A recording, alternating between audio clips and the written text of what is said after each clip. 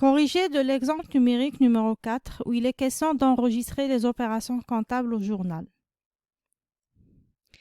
Pour rappel, les comptes de l'actif, quand ils augmentent, doivent être enregistrés au débit. Quand ils baissent, doivent être enregistrés au crédit. Le fonctionnement est contraire en ce qui concerne les comptes du passif.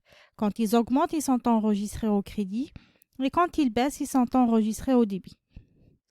Pour les comptes des charges et des produits, c'est le même fonctionnement. Les charges fonctionnent sous le même mode que les comptes de l'actif. Ils augmentent au débit et baissent au crédit.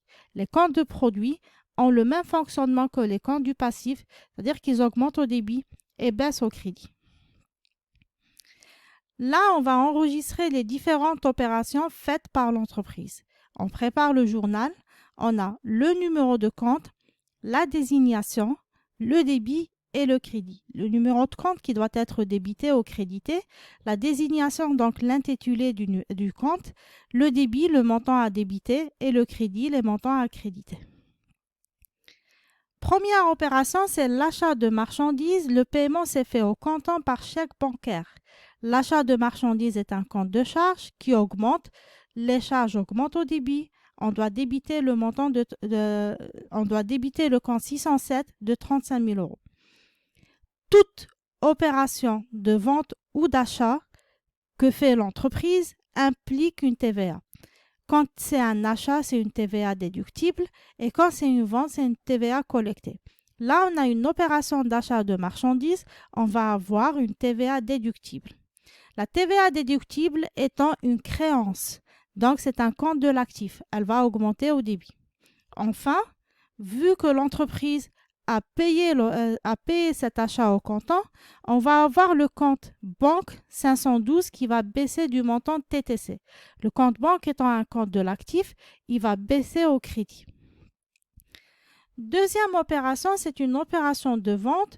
Le paiement va intervenir dans 2 mois. On a une opération de vente, le compte 707, compte de produit, qui augmente, donc il faut créditer le montant hors taxe. C'est une opération de vente qui va impliquer une TVA collectée. TVA collectée qui est une dette envers l'État. Le passif augmente au crédit.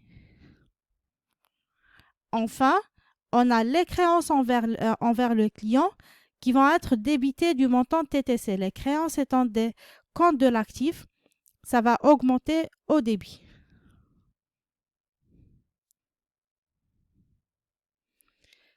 Troisième opération, c'est l'obtention d'un emprunt bancaire. Alors, on obtient un emprunt bancaire, ce dernier va être versé sur le compte bancaire. Donc, on va avoir le compte banque qui va augmenter. C'est pour ça qu'il est débité parce que c'est un compte de l'actif. La contrepartie, c'est emprunt bancaire. L'emprunt bancaire est un compte du passif qui va augmenter. Donc, il doit être crédité.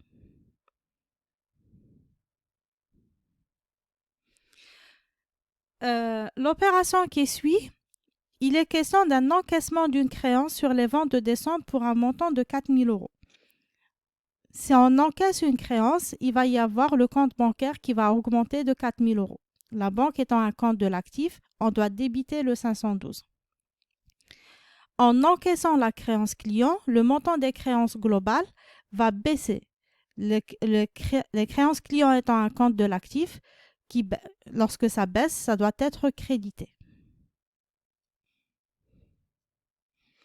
Enfin, on a le paiement d'une dette fournisseur des achats du mois de décembre pour un montant de 5 000 euros.